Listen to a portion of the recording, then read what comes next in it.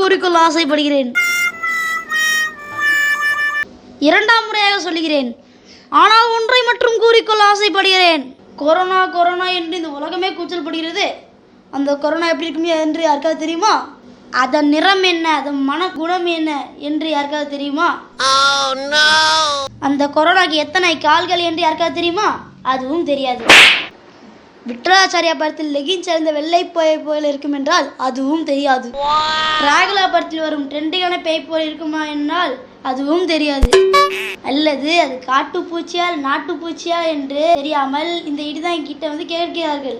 அது எப்படி வரும், எப்போது வரும் என்று யோசிப்பதற்குள் வந்து தொலைத்து விடுகிறது.